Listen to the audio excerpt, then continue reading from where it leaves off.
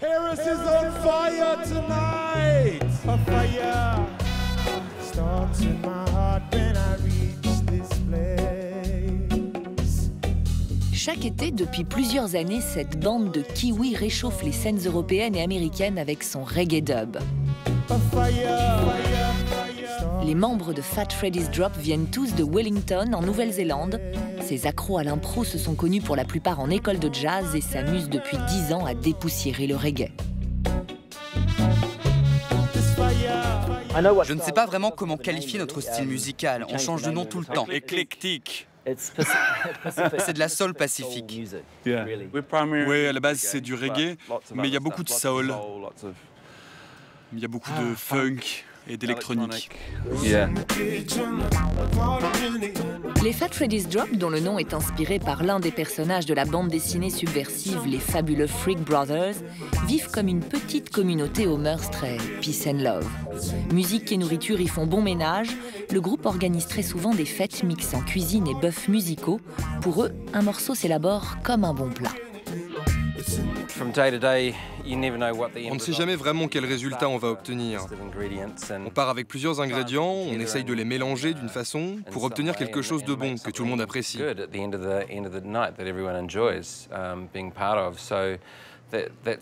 C'est un peu notre approche quand on joue. Le résultat est plus ou moins épicé et aillé. Mais j'espère que ça a bon goût.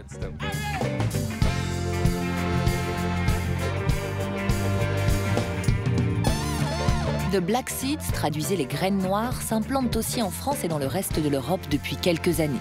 6 albums studio à leur actif, un public de plus en plus fidèle, des tournées de plus en plus longues, 4 mois cette année, et un reggae pimenté à la sauce kiwi.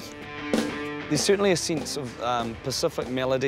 y a certainement des traces des mélodies du Pacifique venues des îles et de l'histoire maori, ainsi que des autres peuples de Nouvelle-Zélande. Une sorte de melting pot de styles musicaux qui nous influencent en particulier. Et puis, il y a 10 ou 12 ans, on a été marqué par les vibrations du reggae, de la soul américaine, du ska et des sons old school un peu rétro.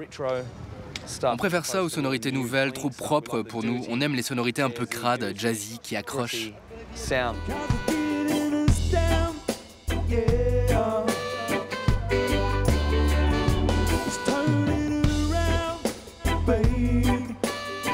Le problème du reggae, c'est un peu comme le blues, c'est que c'est une musique qui évolue assez peu. Alors, il y a eu toute la vague dancehall qui cartonne actuellement avec les sing jazz là, en Jamaïque.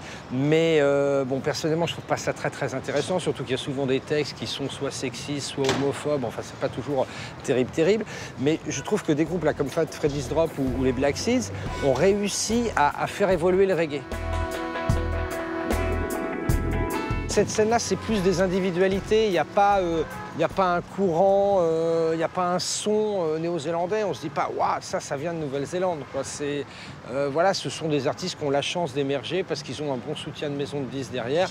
Et ils se disent, la maison de disques se dit peut-être qu'on pourrait arriver à en faire une star planétaire, quoi. Je crois que tous les groupes néo-zélandais rêvent de partir en tournée à l'étranger. Nous, c'était notre ambition. T'as pas le choix en fait.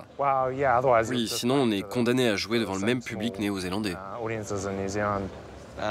Faut dire qu'il n'y a que 4,5 millions d'habitants chez nous, et parmi eux, il y a des enfants aussi. Les salles de spectacle sont très vieilles, et nous, au milieu de tout ça, il y a des moutons aussi. Oui, en effet, on peut jouer devant les moutons. Non, mais si tu veux être une star en Nouvelle-Zélande, joue au rugby.